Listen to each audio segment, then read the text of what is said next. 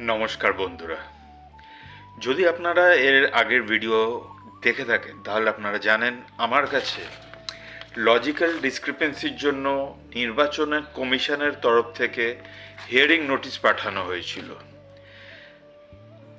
আমাকে শুনানির জন্য ডাকা হয়েছিল, নোটিশ পাঠানো হয়েছিল। আমি এখন হিয়ারিং শেষ করে বাড়ি ফিরে এসেছি। যা দেখলাম ছোট করে এই ভিডিও মাধ্যমে আপনাদেরকে জানাতে চাই। যেই সমস্ত তথ্য দেখতে চাওয়া হয়েছে সেই সমস্ত ডকুমেন্টস আমি সাবমিট করেছি।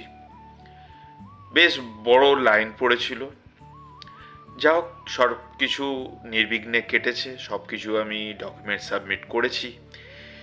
কিন্তু ওখানে আমি গিয়ে যে সমস্ত পরিস্থিতি দেখলাম, সেখানে বয়স্ক মানুষদের জন্য কোনো স্পেশাল অ্যারেঞ্জমেন্ট নেই।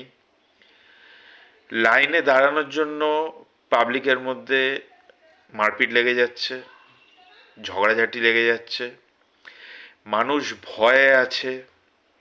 মানুষ কোন ডকুমেন্টস দেখাতে হবে, কি কি ডকুমেন্টস সাবমিট করতে হবে, এই ব্যাপারে দোনোমনোয় আছে। ওরা ঠিকভাবে মানুষ জানে না কোন ডকুমেন্টসগুলো হিয়ারিংয়ের জন্য নিয়ে যেতে হবে। হিয়ারিংয়ে হলের ভেতরে চরম অব্যবস্থা। বয়স্ক লোকেদের জন্য কোনো বসার ব্যবস্থা নেই, পানীয় জলের ব্যবস্থা নেই।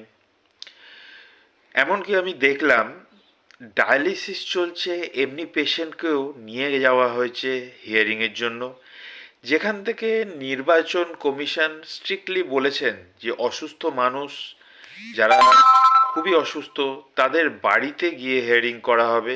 কিন্তু তাও মানুষ অবধি এই সমস্ত বার্তা পৌঁছানো হচ্ছে না। বিএলওরা এই সমস্ত বার্তা মানুষ অবধি, জনগণের অবধি, ভোটারদের অবধি পৌঁছাচ্ছে না। বিএলওরা ঘরে ঘরে এসে হিয়ারিং নোটিশ সার্ভ করছে না।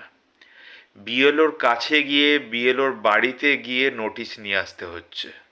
জানি না এটা নিয়ম কিনা, কিন্তু আমি যতদূর জানি বিএলওরা ঘরে এসে নোটিশ দিয়ে যাবেন, কিন্তু এখন বিএলওরা নিজের বাড়িতে ডাকছে, ঘরে ঘরে এসে নোটিশ সার্ভ করছে না। অসুস্থ মানুষ, বয়স্ক মানুষরা হিয়ারিং সেন্টারে গিয়ে, শুনানির জায়গায় গিয়ে চরম অপদস্থ হচ্ছে, খুবই অসুবিধার মধ্যে আছে মানুষ, এবং মানুষ অবধি সঠিক তথ্য পৌঁছানো হচ্ছে না।